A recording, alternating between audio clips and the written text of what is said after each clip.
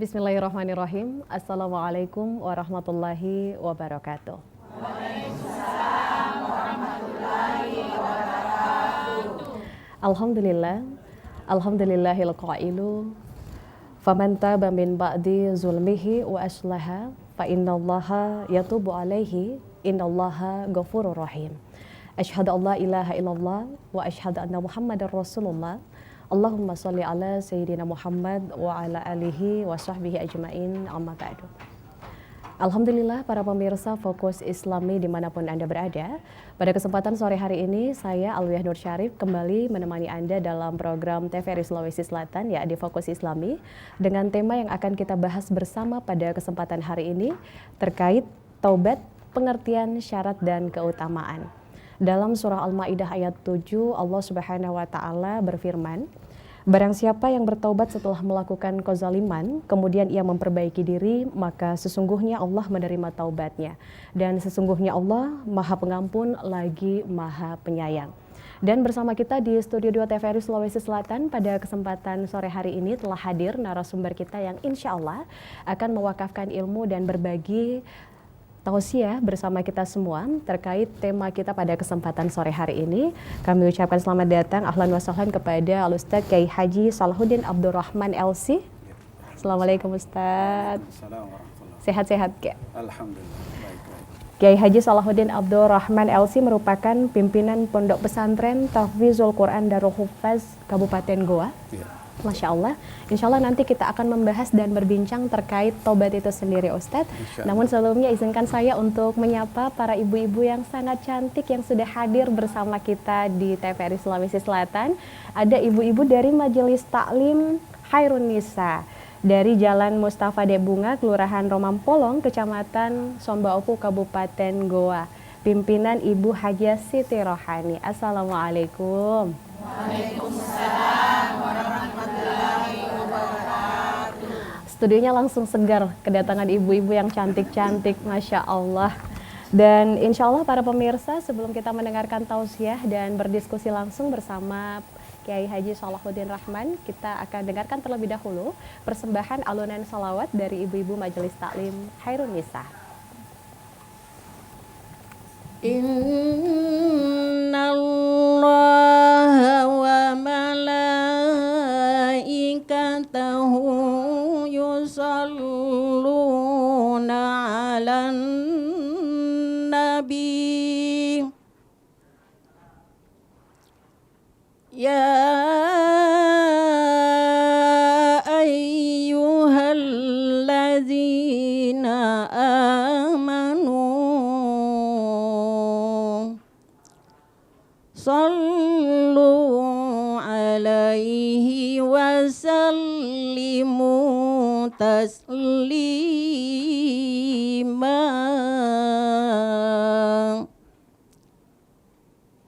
Ya Nabi salam alaika, ya Rasul salam alaika, ya Habib salam alaika, salawatullah alaika.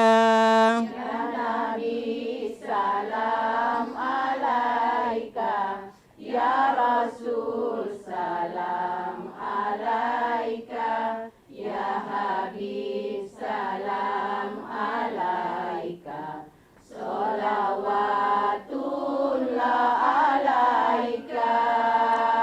Asraqal badrun alaina fakhtafat minhul buduru misla husnika ma ra'aina qattu ya wajah sururi. Ya Nabi salam alaika, ya Rasul salam alaika, ya Habib salam alaika, salawatullah alaika. Anta syamsun anta badarun anta nurun fauqa nuri anta iksiru aqali anta misbahus suduri.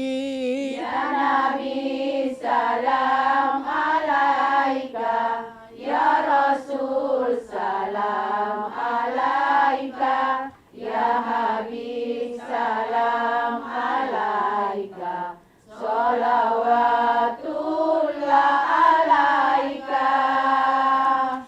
Ya Muhayyad ya Muajjad ya Habibi ya Muhammad ya ya arusal hafiqaini ya Muayyad ya Mumajjad ya Imam al-Qiblataini. Ya Nabi salam alaika, ya Rasul salam alaika, ya Habib salam alaika, salawatullah alaika.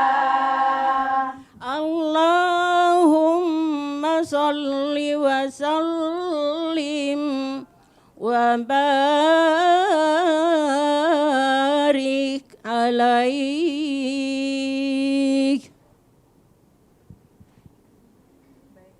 Demikian telah kita dengarkan alunan salawat dari Majelis Taklim Khairun Nisa.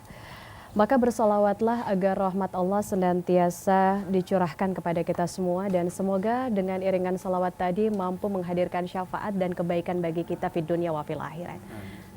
Baik Pak Kiai, terkait tema kita taubat, pengertian, syarat dan keutamaan. Sebagai manusia kita tidak lepas dari khilaf dan dosa.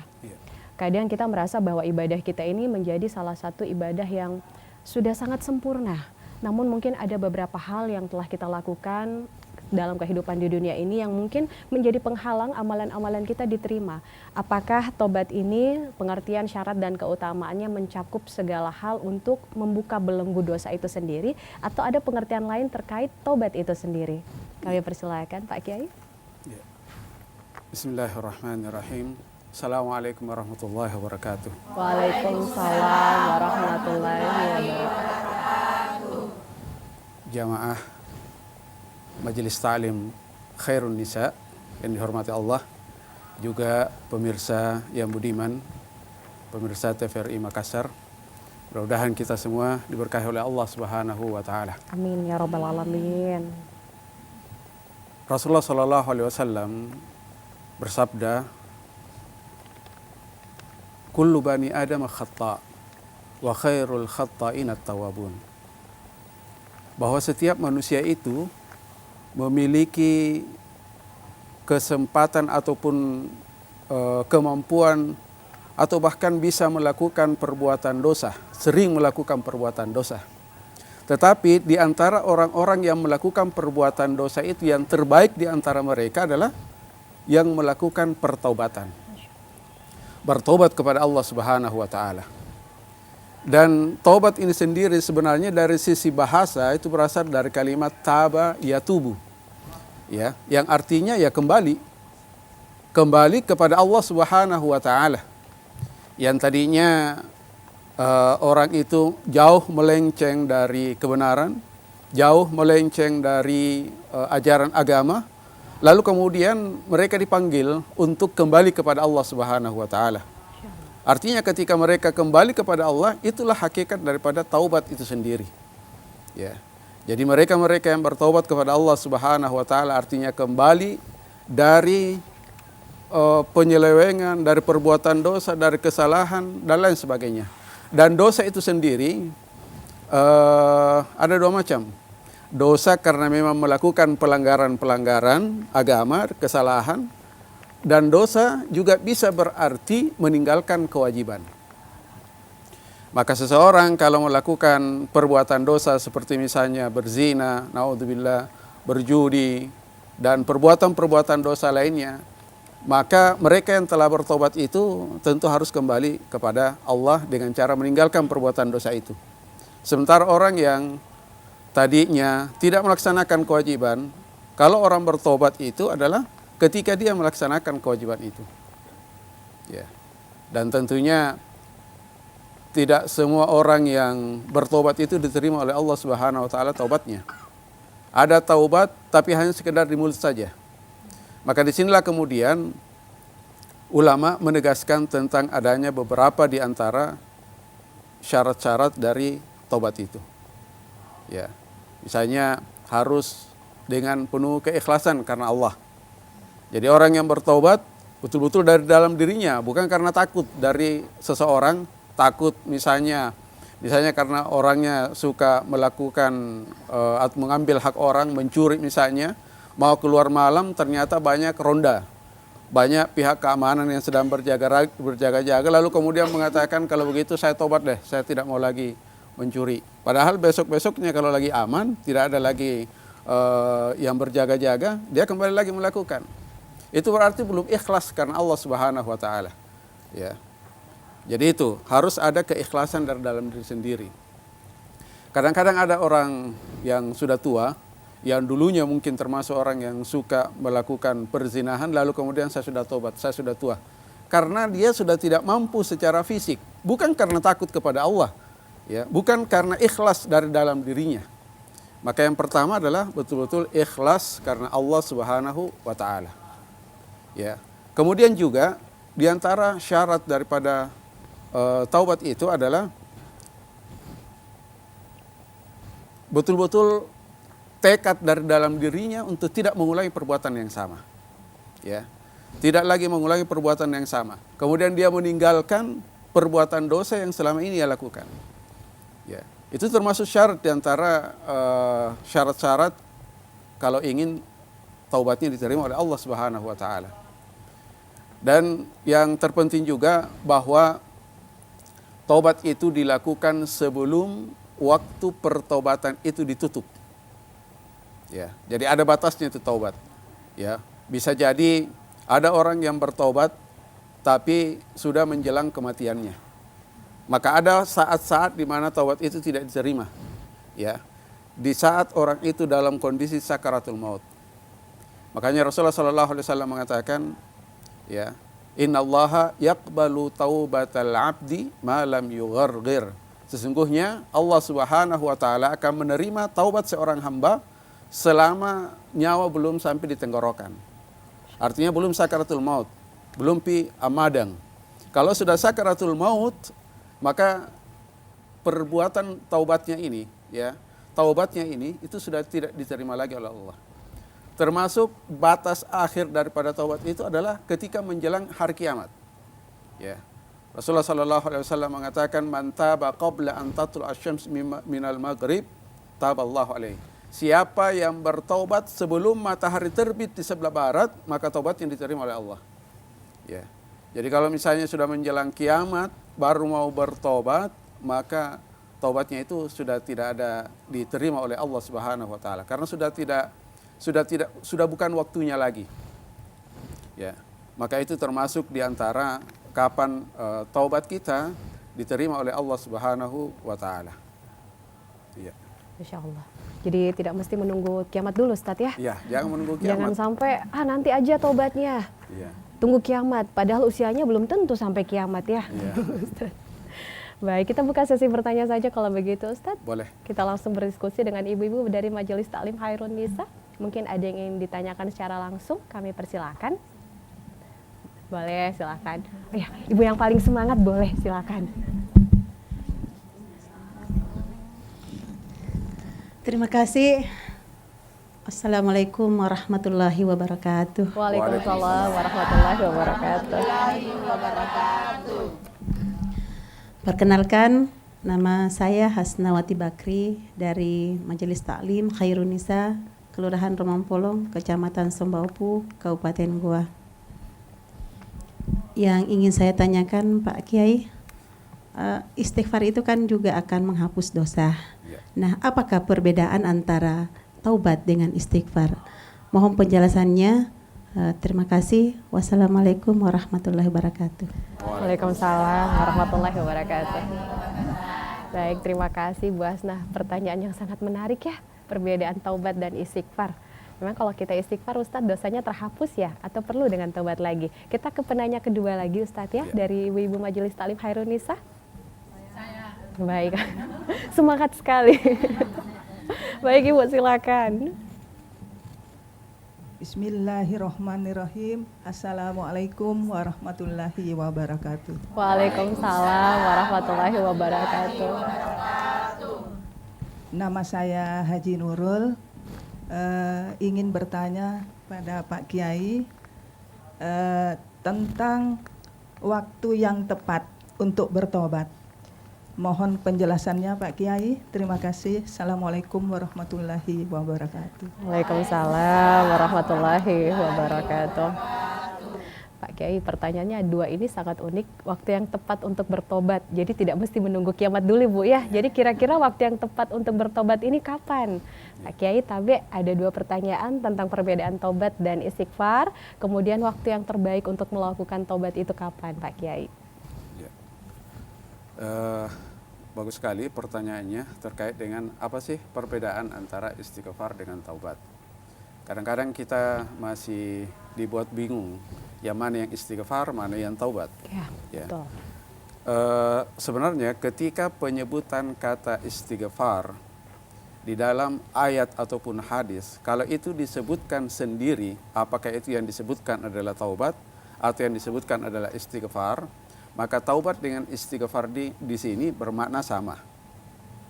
Tetapi kalau misalnya istighfar dan taubat itu disebutkan bersamaan, baik di dalam ayat ataupun di dalam hadis, maka istighfar dengan taubat di sini memiliki perbedaan. Misalnya Rasulullah SAW sering beristighfar. Beliau mengatakan, wallahi inni la astaghfiru Allah wa atubu ilaihi fil yaumi sab'ina marrah. Atau kama qala. Rasulullah SAW mengatakan bahwa demi Allah saya sering beristighfar dan bertaubat kepada Allah setiap harinya 70 kali.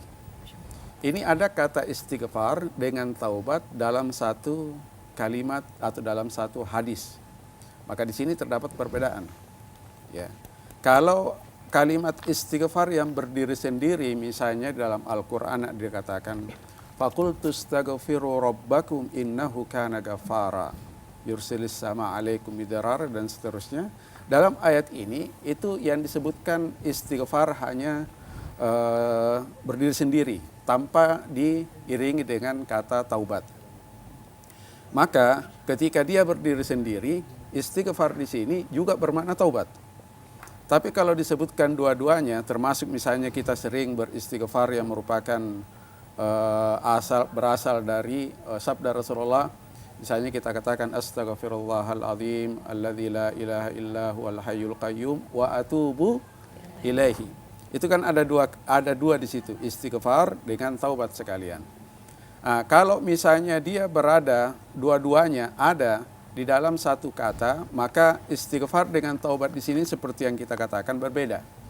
Istighfar di sini itu bermakna meminta ampunan, memohon ampunan kepada Allah Subhanahu wa taala dari dosa-dosa yang lalu, dari dosa-dosa yang pernah ia lakukan. Sementara taubat di dalam kalimat tersebut bermakna kembali kepada Allah Subhanahu wa taala agar terjaga dari perbuatan dosa yang akan datang.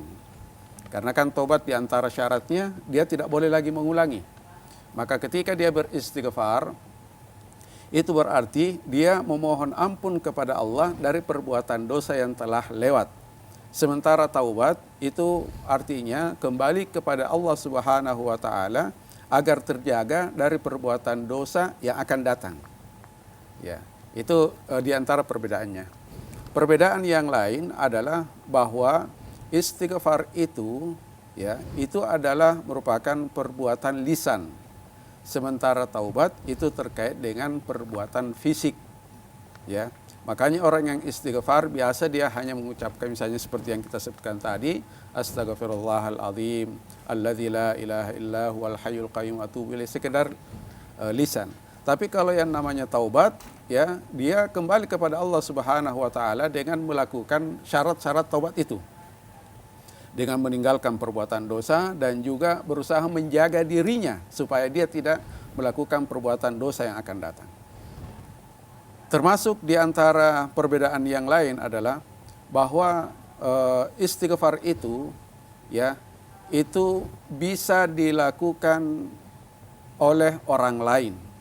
Sementara taubat itu harus dilakukan oleh pelaku dosa. Misalnya seseorang melakukan perbuatan dosa, lalu dia bertobat kepada Allah. Itu yang benar. Orang lain melakukan perbuatan dosa, lalu saya yang mentaubatkan. Itu tidak bisa, tidak terjadi yang seperti itu. Jadi orang yang melakukan perbuatan taubat itu dilakukan oleh pelakunya sendiri. Sementara yang namanya istighfar itu tidak mesti dilakukan oleh pelakunya. Mungkin dilakukan oleh keluarganya, seperti misalnya seorang anak yang memintakan ampun untuk orang tuanya, atau seperti sabda Rasulullah kepada sahabatnya yang meninggal dunia lalu berkata kepada sahabatnya, istaghfiru li akhikum, mintakan ampun untuk saudaramu yang sekarang ini sedang berbaring atau sedang berada di dalam kubur. Atau dosa malaikat untuk orang-orang yang duduk antara satu sholat dengan sholat berikutnya. Itu kan ada di situ bahwa malaikat akan memintakan ampun. Ya, bahkan penuntut ilmu itu juga didoakan bukan hanya oleh malaikat, tapi juga misalnya ikan-ikan yang ada di laut itu memintakan ampun untuk mereka-mereka. Jadi istighfar ini itu terkait bisa dilakukan oleh pelaku dosa atau dilakukan oleh orang lain untuk memintakan ampun. Ya. Kemudian di antara perbedaan yang lain bahwa istighfar itu tidak terbatas waktunya. Baik di saat orang masih hidup atau ketika orang sudah meninggal, istighfar masih bisa dilakukan. Tapi kalau taubat seperti yang kita katakan tadi itu terbatas waktunya. Ya, terbatas waktunya. Kalau sudah sakaratul maut seperti yang kita katakan tadi, otomatis dia taubatnya sudah tidak diterima. Tapi kalau istighfar, ya, itu bisa dilakukan walaupun orangnya sudah meninggal, dengan syarat tentu dimintain ampun oleh orang lain. Yaitu terkait dengan perbedaan antara istighfar dengan, kemudian di antara perbedaan yang lain juga bahwa taubat itu biasanya kita kembali kepada Allah dari perbuatan dosa yang pernah kita lakukan. Tapi kalau istighfar tidak mesti seperti itu. Ada orang yang beristighfar tanpa dia melalui perbuatan dosa sebelumnya. Ya, saya yakin banyak di antara kita yang sering beristighfar padahal tidak melakukan dosa sebelumnya. Ya. Bahkan bisa jadi orang melakukan perbuatan baik tapi beristighfar setelahnya. Apa contohnya? Setelah kita sholat, memberi salam, assalamualaikum warahmatullah, assalamualaikum warahmatullah, apa yang kita baca? Astagfirullah. Padahal ini kan lagi melakukan sholat.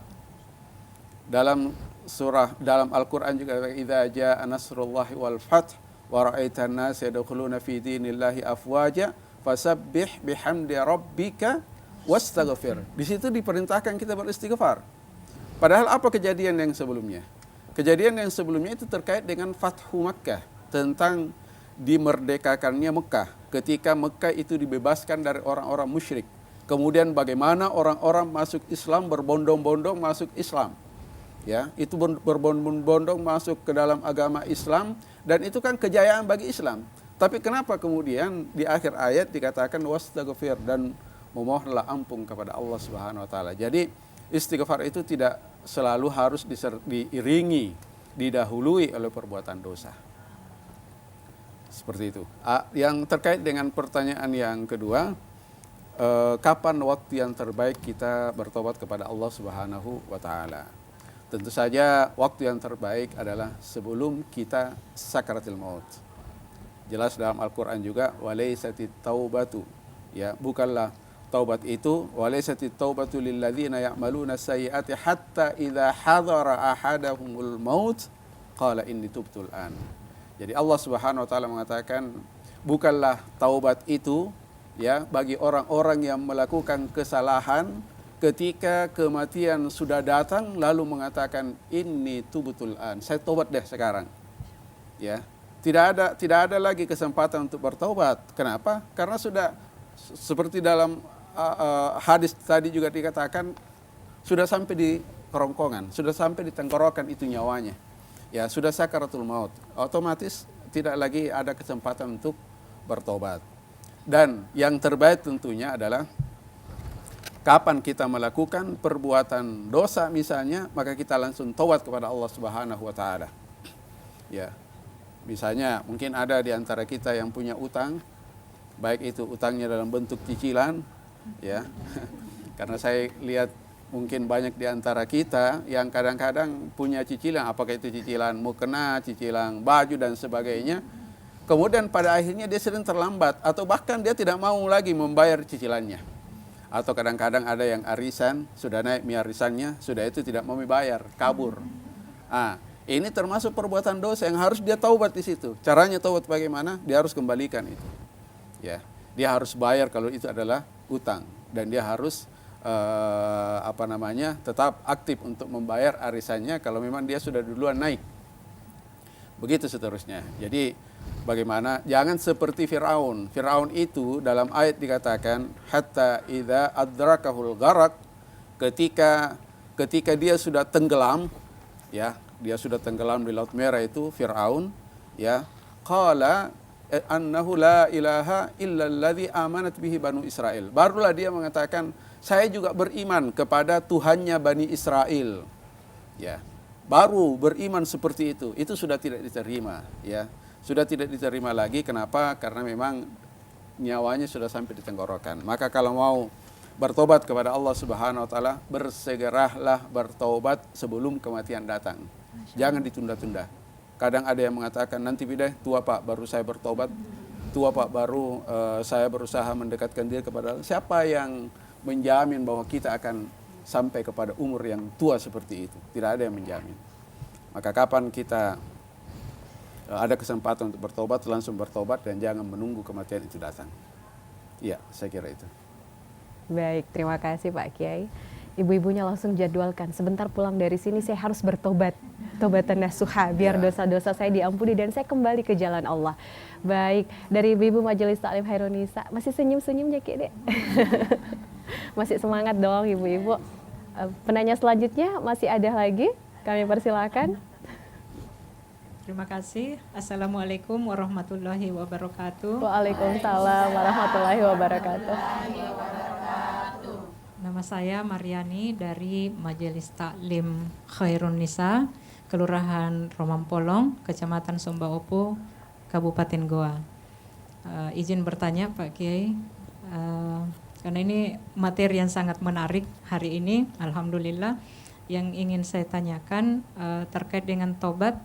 Kalau misalnya seseorang bertobat dari satu jenis dosa, misalnya, lalu kemudian meninggal, apakah di kemudian hari dosa-dosanya yang lain itu akan diampuni atau tetap dihukum sesuai dengan aturan yang dibuat oleh Allah? Demikian, terima kasih Pak Kiai. Wassalamualaikum warahmatullahi wabarakatuh. Waalaikumsalam warahmatullahi wabarakatuh. Baik, terima kasih Bu Mariani. Penanya selanjutnya, ya kami persilahkan. Ya Ibu. Bismillahirrahmanirrahim. Assalamualaikum warahmatullahi wabarakatuh. Waalaikumsalam warahmatullahi wabarakatuh. Nama saya Haja Megawati.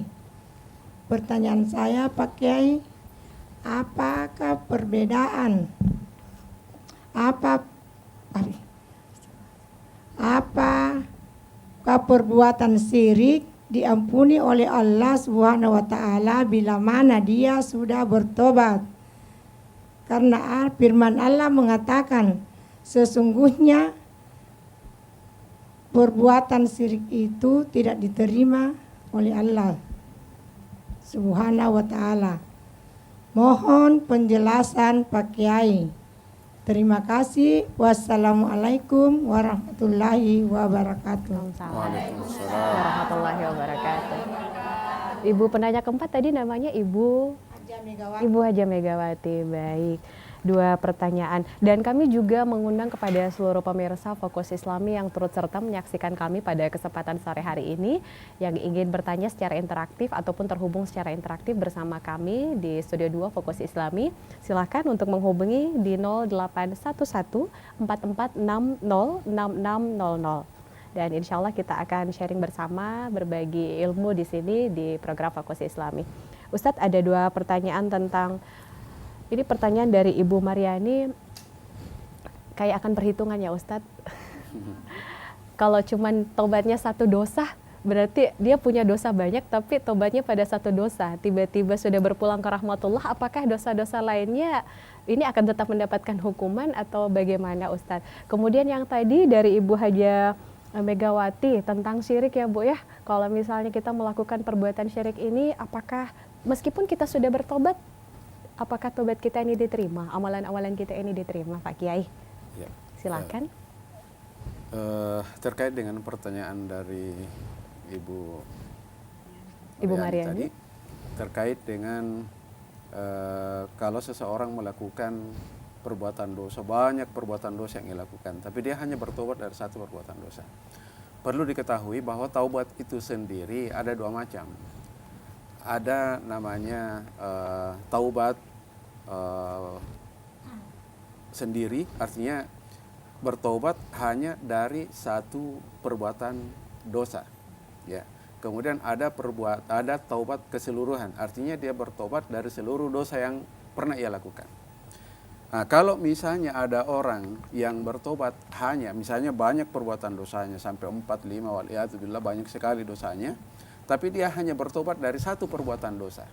Maka yang diampuni di sini adalah yang dia bertobat di situ.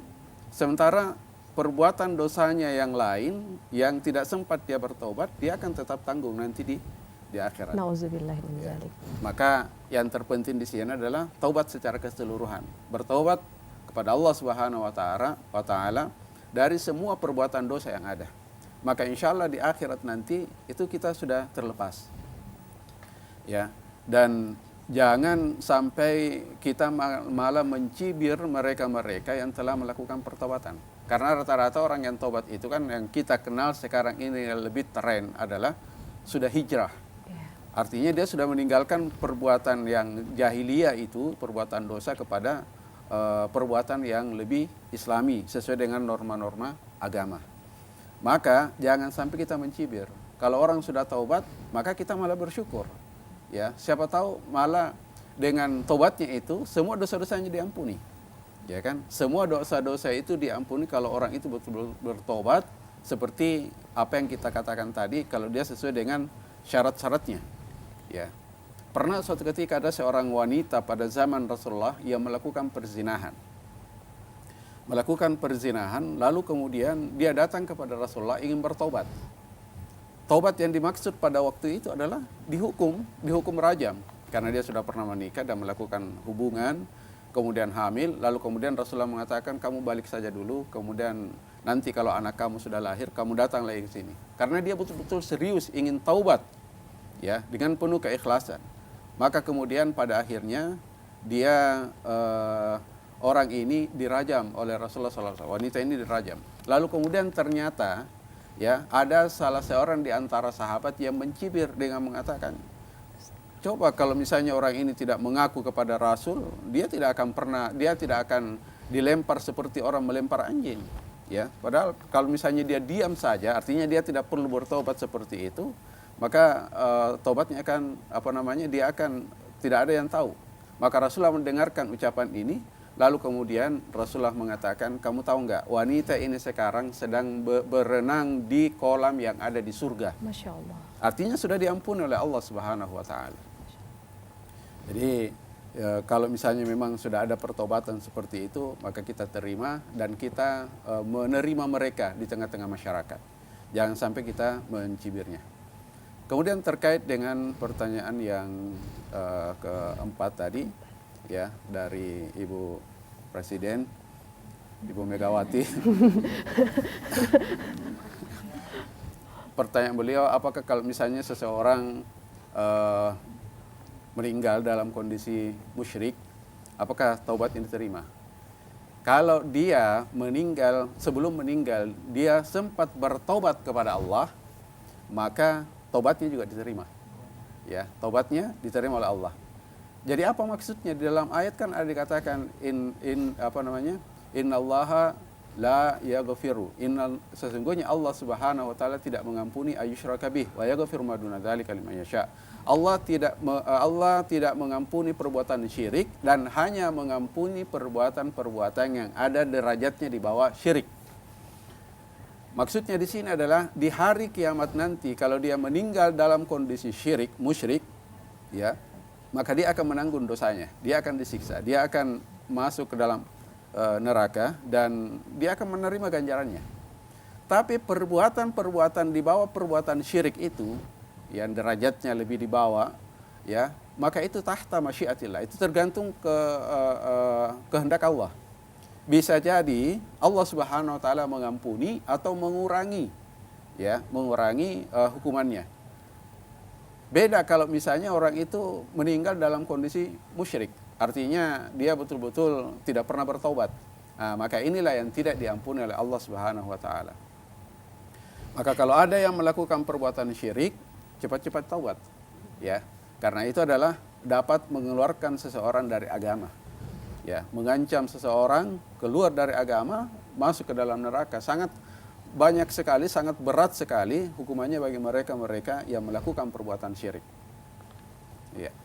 Baik, terima kasih Pak Kiai terkait penjelasan tentang tobat ini sangat luar biasa ya. Jadi ibu-ibu bersiap-siaplah untuk kembali membenahi hati dan pikiran kita. Kalau misalnya kemarin di masa yang lampau kita pernah melakukan kesalahan, dosa, hilaf yang belum sempat kita bertobat, setelah dari sini semoga kita bisa lebih baik lagi dan mencoba untuk lebih ikhlas dan berserah kepada Allah untuk sebaik-baiknya bertobat kepada Allah Subhanahu wa taala karena masih ada kesempatan. Insya Allah. Baik, untuk penanya selanjutnya kami persilakan, masih adakah dari ibu-ibu Majelis Ta'lim Khairun Nisa? Silakan Ibu.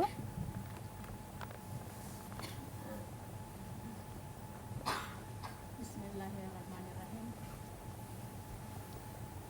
Assalamualaikum warahmatullahi wabarakatuh. Waalaikumsalam warahmatullahi wabarakatuh. Nama saya Siti Rohani.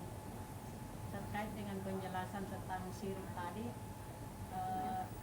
saya ingin bertanya bentuk-bentuk kesyirikan itu bagaimana dan kira-kira ada berapa jenis itu?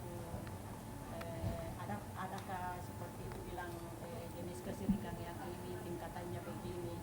Saya rasa demikian. Saya mohon penjelasan. Terima kasih. Assalamualaikum warahmatullahi wabarakatuh. Waalaikumsalam warahmatullahi wabarakatuh. Ini masih menyambung pertanyaan sebelumnya dari Ibu Haja Megawati tentang syirik. Apakah ada tingkatan atau ada klasmen dari syirik itu Ustadz? Yang dari kecil yang sampai yang syirik yang mungkin yang paling besar mungkin Ustadz, biar ibu-ibunya lebih paham lagi. Boleh langsung Ustadz? Ya, terkait dengan perbuatan syirik ya memang tidak diampuni oleh Allah Subhanahu wa taala adalah ketika kita menduakan Allah. Ya, ketika kita menyembah Tuhan yang lain selain Allah Subhanahu wa taala. Sehingga dari sini kita bisa katakan bahwa syirik itu ada yang syirik akbar dan ada syirik asgar. Ada perbuatan syirik besar yang memang mengeluarkan pelakunya dari agama. Dan ada juga syirik asgar yang tidak sampai mengeluarkan pelakunya dari agama kita. Perlu kita ketahui ada beberapa di antara syirik-syirik yang besar itu, misalnya ketika kita datang ke kuburan untuk minta-minta sesuatu. Kadang-kadang banyak seperti itu. Misalnya ada yang mau menikah, datang ke kuburan dulu, minta petunjuk. Entah minta petunjuknya ke siapa. Padahal Allah kan ada, ya. Atau misalnya datang ke kuburan ketika dia mau menjodohkan anaknya, minta hari baiklah, tanggal baiklah dan sebagainya, ya. Atau misalnya dia datang ke kuburan ya misalnya untuk minta rizki, supaya banyak rezeki yang ia bisa dapatkan, ya, atau minta kesembuhan, atau minta jabatan. Orang datang ke sana untuk minta-minta sesuatu. Padahal secara logika sebelum kita berbicara menggunakan hukum-hukum syar'i, secara logika apa iya bahwa orang yang ada di dalam kubur itu bisa memberikan manfaat kepada orang yang masih hidup? Kalau yang di kalau yang di dalam kubur itu bisa memberikan kekayaan, itu seharusnya yang dia berikan kekayaan terlebih dahulu adalah orang yang menjaga kuburannya. Ya kan? Orang yang menjaga kuburan ini, apakah namanya itu, security-nya atau apanya kan, pokoknya yang jaga kuburan ini seharusnya dia duluan yang lebih kaya. Tapi buktinya rata-rata yang datang justru lebih kaya daripada yang jaga ini. Ya. Jangankan untuk ketika dia masih hidup sekalipun belum tentu dia bisa membantu sesamanya, apalagi dia sudah meninggal. Jadi itu pakai logikanya kita di situ, ya. Dalam Al-Qur'an juga dikatakan walladzina tad'una min dunihi la yamliquna min qitmir. Orang yang kamu seru itu yang ada dalam kubur, la yamliquna min qitmir. Dia sudah tidak memiliki kulit ari. Kenapa? Yang di dalam itu tinggal tengkorak. Ya kan? Tinggal tulang belulang. Tidak ada lagi, jangankan kulit ari, daging saja sudah tidak ada. Nah, Allah Subhanahu wa taala mengatakan walladzina tad'una min dunihi la yamliquna min qitmir. Ya, tidak lagi memiliki kulit ari. In tad'uhum la yasma'u du'akum. Kalaupun kamu berseru kepadanya, kamu berdoa kepadanya, la yasma'u du'akum. Tidak akan mendengarkan seruanmu, tidak akan mendengarkan permintaanmu, tidak akan mendengarkan doamu. Karena orang sudah mati. La yasma'u du'akum. Kemudian Allah mengatakan walau sami'u mastajabu lakum. Kalaupun mereka itu mendengarkan, mastajabu lakum, mereka tidak akan pernah bisa mengijabah, mengabulkan permintaan kita. Jadi dia mengajak kita untuk menggunakan logika. Ayat ini mengajak kita untuk menggunakan logika. Di mana logika kita ketika kita sering-sering datang ke kuburan untuk meminta sesuatu? Ya. Secara logika juga, jangankan untuk membantu orang lain yang masih hidup, mengangkat satu biji pasir yang menutupi tubuhnya itu sudah tidak mampu dia lakukan. Bagaimana mungkin dia akan membantu orang yang masih hidup? Ya. Beda kalau kita datang ke kuburan untuk mendoakan orang yang ada di dalam. Kalau mendoakan malah dianjurkan. Ya, yang salah adalah kalau kita berdoa kepadanya. Kita berdoa hanya kepada Allah saja. Ada permintaan kita kembali kepada Allah. Ya, itu termasuk diantara perbuatan-perbuatan syirik. Termasuk diantaranya adalah ketika kita mendatangi dukun, ya, orang pintar, paranormal atau yang tidak normal, yaitu kita datangi untuk meminta sesuatu. Kenapa ada istilah kita mendatangi orang yang pintar? Karena rata-rata orang yang datang adalah orang yang bodoh, tidak paham agama, sehingga dia anggaplah sebagai orang yang pintar. Ya, Rasulullah SAW jelas-jelas dalam hadis mengatakan, man ata kahinan aw arrafan fasaddaqahu bima yaqul faqad kafara bima unzila ala Muhammadin sallallahu alaihi wasallam. Rasulullah mengatakan man ata kahinan, siapa yang mendatangi dukun paranormal, yang biasa meramal itu, ya, atau orang pintar, ya, lalu membenarkan apa yang dia ucapkan, ya, fasaddaqahu bima yaqul. Lihat bagaimana ancaman dari Rasulullah, faqad kafara, sungguh ia telah dianggap kafir, keluar dari ajaran agama. Ya, kafir. Kalau orang mendatangi, lain kalau dukunnya dukun beranak, ya, itu tidak ada hubungannya dengan masalah gaib. Ini yang saya maksud adalah misalnya kalau dia mengaku-ngaku dirinya dia mengetahui yang gaib. Sandro, ya, Pak Kiai, kayak Sandro, ya. Ya, yang katanya bisa mengeluarkan jin tapi dengan cara-cara yang tidak diajarkan oleh agama. Iya. Maka ini termasuk yang dilarang kita datang ke sana. Lain lagi kalau misalnya itu adalah dukun pijit, ya itu tidak ada masalah karena memang dia punya kemampuan. Spesialis. Yang kita maksudkan di sini kalau dia datang untuk meminta sesuatu yang tidak ada, yang sebenarnya dia sendiri tidak mengetahui terkait dengan yang gaib. Mungkin ada yang datang, dia tidak membenarkan ucapannya, sekedar datang, mungkin dia mau menguji atau bagaimana, dia datang ke sana. Itu pun ada ancamannya. Rasulullah mengatakan man atakahinan aw arrafan, ya, man atakahinan aw arrafan fasa'alahu an syai' lam tuqbal lahu salatun arba'ina lailah. Oh, kama qala. Rasulullah mengatakan siapa yang mendatangi dukun paranormal, ya, tukang ramal dan sejenisnya, lalu bertanya kepadanya, mungkin dia tidak membenarkan, sekedar bertanya, maka Rasulullah mengatakan tidak diterima sholatnya selama 40 hari, 40 malam. Capek-capek bagi sholat ternyata tidak diterima juga. Kenapa? Karena ternyata dia melakukan perbuatan syirik itu tadi. Jadi hati-hati, bersihkan diri kita dari perbuatan syirik. Ya. Baik Pak Kiai, saya juga jadi tertarik bertanya sama Pak Kiai karena pembahasan kita terkait dukun dan sanro.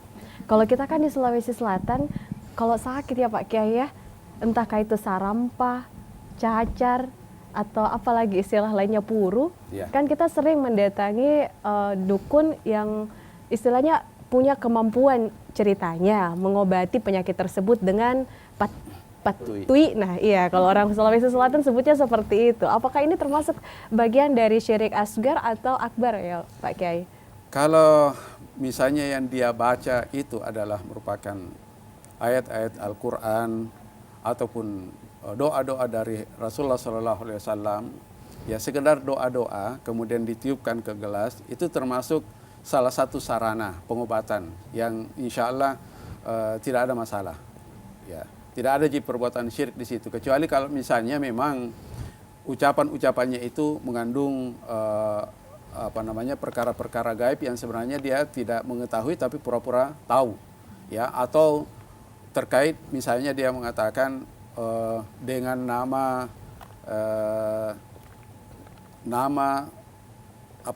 orang yang sudah lama meninggal yang kemudian diambil keberkahannya, ya, ingin diambil keberkahannya, dia menyebutkan seperti itu, maka ini yang terlarang, ya.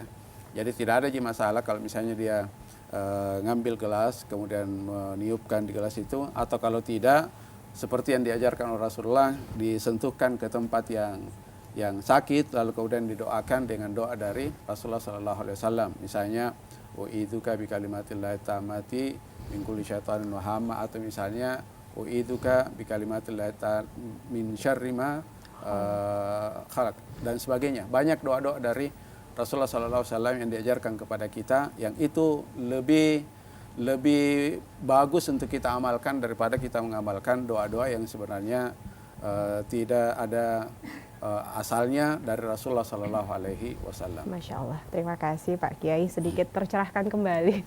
Ibu-ibu langsung, oh berarti selama ini harus ditahu dulu ya.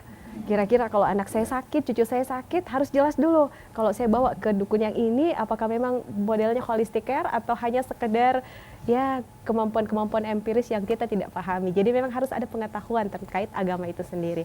Baik pemirsa Fakultas Islami, kami kembali meminta dari ibu-ibu majelis taklim atau dari pemirsa yang ada di rumah yang ingin terhubung secara interaktif di 081144606600, kami tunggu Anda di Fakultas Islami untuk sharing bersama kami.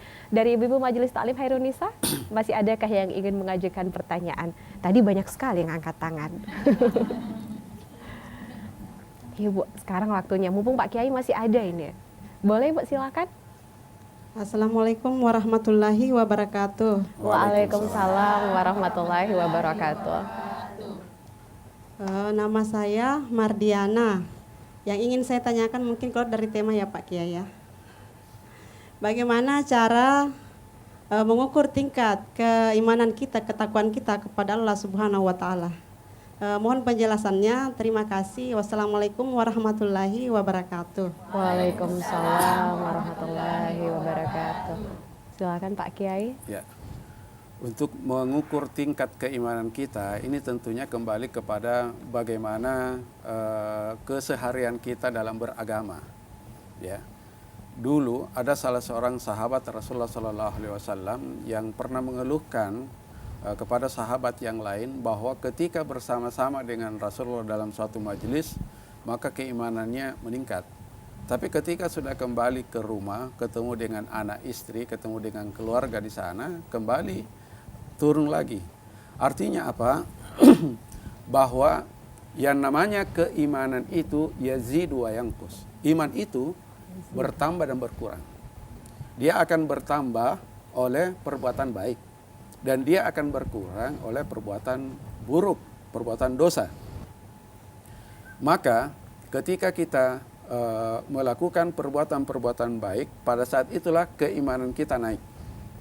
Saya yakin kita semua rata-rata punya HP. HP itu perlu dicas, ya kan?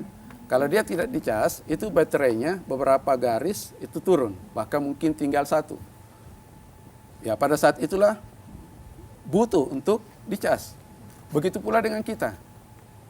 Keimanan kita kadang-kadang naik, kadang-kadang turun. Maka kapan kita merasakan adanya penurunan tingkat keimanan itu, maka kita segera mencas lagi. Bagaimana itu? Rajin-rajinlah ikut majelis taklim. Karena Rasulullah sendiri, ya Rasulullah pernah mengatakan kepada sahabatnya itu, seandainya kamu tetap tinggal di majelis itu dan tidak keluar, selalu bersama-sama dengan mereka-mereka, ya bersama dengan teman-teman seiman, maka insya Allah keimananmu akan bertambah. Ya, itu dinyatakan oleh Rasulullah SAW. Bahkan akan disalami oleh malaikat kalau misalnya kita berada tetap bersama dengan orang-orang yang baik. Jadi itu berusaha selalu bersama-sama dengan orang yang baik.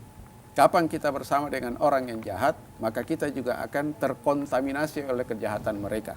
Sehingga pada saat itulah keimanan kita menjadi berkurang. Begitu seterusnya. Kemudian terkait dengan taubat, perlu juga kita sampaikan bahwa sesungguhnya Allah itu sangat senang dengan taubat kita. Sangat senang. Ya. Saking senangnya Allah Subhanahu wa taala lebih senang, lebih bahagia daripada seseorang yang kehilangan ontanya. Jadi Rasulullah SAW mengatakan pernah suatu ketika ada orang yang melakukan perjalanan di padang Sahara, padang pasir, ya, padang pasir yang pepohonan tidak terlalu banyak, hanya 1-2. Lalu kemudian ketika orang ini sedang istirahat, dia bangun, ternyata ontanya sudah tidak ada, hilang, kabur. Padahal di atas onta itu, ya, ada pakaiannya, ada makanannya, ada minumannya, ada perbekalannya. Nah ini di padang Sahara. Kalau kita kira-kira dalam posisi seperti itu, kita stres, ya, ini hilang. Lalu kemudian ternyata mungkin karena dia sudah capek ke sana kemari cari ontanya, ya, dia tidak temukan. Lalu karena dia capek, dia kembali beristirahat di bawah sebuah pohon. Ternyata ketika bangun dari tidurnya, ontanya itu sudah ada tiba-tiba berdiri di hadapannya. Saking gembiranya orang ini, dia mengatakan, Allahumma anta abdi wa ana rabbuk. Sampai dia mengatakan, ya Allah, engkau hambaku dan saya Tuhanmu. Saking gembiranya itu, dia sudah tidak terkontrol lagi apa yang dia ucapkan. Ternyata Allah Subhanahu wa taala jauh lebih senang, jauh lebih gembira dibanding dengan orang-orang yang kehilangan unta itu tadi. Kalau untanya hilang kan dia mengharapkan dia kembali. Sama dengan Allah Subhanahu wa taala mengharapkan hamba yang hilang itu, hamba yang sedang keluyuran ke sana kemari melakukan perbuatan dosa, Allah sangat menginginkan, sangat bahagia ketika ia kembali kepada Allah dengan melaksanakan ajaran-ajaran agama. Ya. Ya, saya kira itu. Baik, terima kasih Pak Kiai. Dan sebagai kesimpulan dari tema kita terkait tobat, pengertian syarat dan keutamaannya Pak Kiai, sebagai closing statement kepada seluruh pemirsa Fokus Islami. Ya, jadi jangan sampai kita putus asa. Bertobat kepada Allah Subhanahu wa taala sebanyak apapun dosa kita, jangan putus asa. Kita bertobat kepada Allah. Rasulullah mengatakan at-taubatu tuhaddimu ma kana qablaha. Taubat itu akan mengampuni dosa-dosa yang sebelumnya. apapun dosa kita akan diampuni Allah. Bahkan Allah mengatakan la taqnatu min rahmatillah. Jangan putus asa terhadap rahmat Allah. Rahmat Allah sangat luas. Allah membuka lebar pintu taubat. Ya. Bahwa siapapun yang melakukan perbuatan dosa lalu dia bertobat kepada Allah, Allah akan menerima taubatnya. Barangkali ada di antara kita yang pernah ingat tentang seorang preman pada waktu itu yang membunuh sampai 99 orang. Coba bayangkan 99 orang yang dia bunuh. Kalau pembunuhan seperti itu mudah dia lakukan, tentu perbuatan dosa yang lain juga dia akan mudah lakukan. Ya. Lalu kemudian dia bertanya kepada seseorang, ya, adakah orang yang alim yang bisa saya tanya? Lalu kemudian ditunjukkan itu ada orang di situ. Coba tanya di situ, siapa tahu kamu mendapatkan jawaban. Lalu dia bertanya kepadanya, masih ada enggak ya kesempatan bagi saya untuk bertobat? Saya sudah membunuh 99 orang. Menurut kita terlalu banyak. Ya, orang itu pun menjawab seperti itu. Ya, wah tidak ada lagi kesempatan untuk bertobat, terlalu banyak yang kamu bunuh. Akhirnya dia lengkapin 100, dia bunuh juga orang itu. Begitu mudahnya untuk membunuh, sampai orang itu pun dibunuh. Akhirnya dia nanya lagi ke orang-orang. Ya mungkin ada orang yang lebih alim yang bisa saya tanyain terkait dengan perbuatan saya. Ditunjukkanlah dia pada seorang rahib. Lalu dia bertanya kepadanya, ada nggak kesempatan? Lalu kemudian orang itu mengatakan, siapa yang melarang kamu untuk bertobat? Apa yang membuat Allah menutup pintu tobat? Tidak ada pintu tobat. Tidak ada pintu tobat itu selalu terbuka untuk siapapun yang kembali kepada Allah. Kamu bertobat kepada Allah, lalu kamu menuju ke suatu negeri, ya, untuk kamu memperbaiki bukti taubat kamu itu, kamu memperbaiki perbuatan-perbuatan kamu yang lalu. Lalu kemudian akhirnya dia meninggal di tengah jalan. Dalam cerita itu dikatakan bahwa rohnya orang ini diterima baik oleh malaikat rahmat karena perbuatan dosa yang begitu banyak diampuni juga tetap oleh Allah Subhanahu wa taala. Baik. Ya. Terima kasih Kiai Haji Salahuddin Abdurrahman LC dan terima kasih juga kepada Ibu-Ibu Majelis Taklim Khairun Nisa yang begitu antusias pada sore hari ini.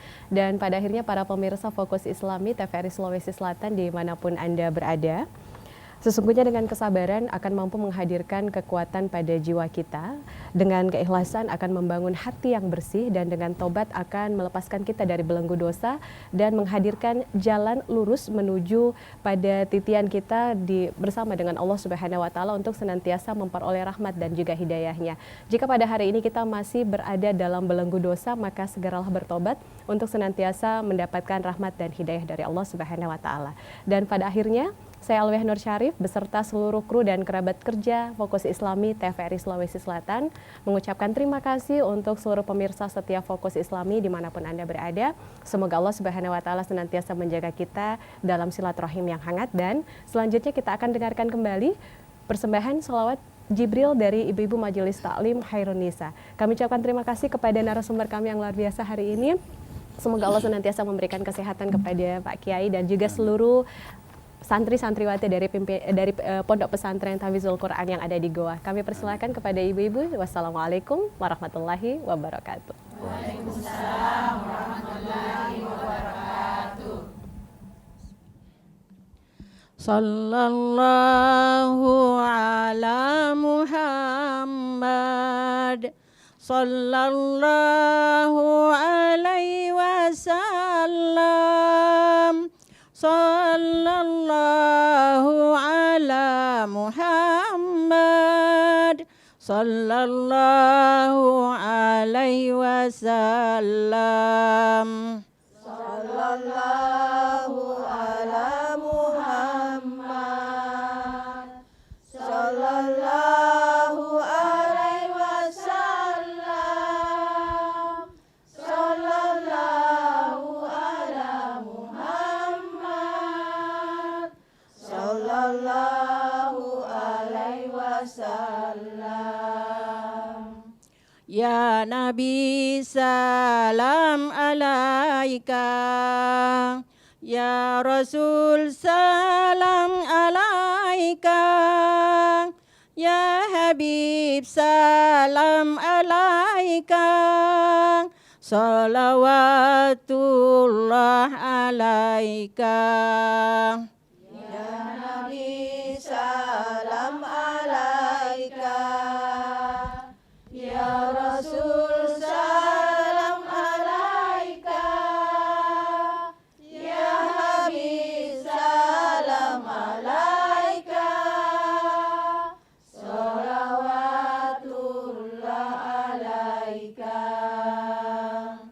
sallallahu ala Muhammad, sallallahu alaihi wasallam, sallallahu ala Muhammad, sallallahu alaihi wasallam, sallallahu ala Muhammad, sallallahu alaihi wasallam, sallallahu ala Muhammad, sallallahu alaihi wasallam. Ya Nabi salam alaika, ya Rasul salam alaika, ya Habib salam alaika, salawatullah alaika. Ya Nabi salam alaika, ya Rasul salam alaika, ya Habib salam alaika, salawatullah alaika. Sallallahu ala Muhammad,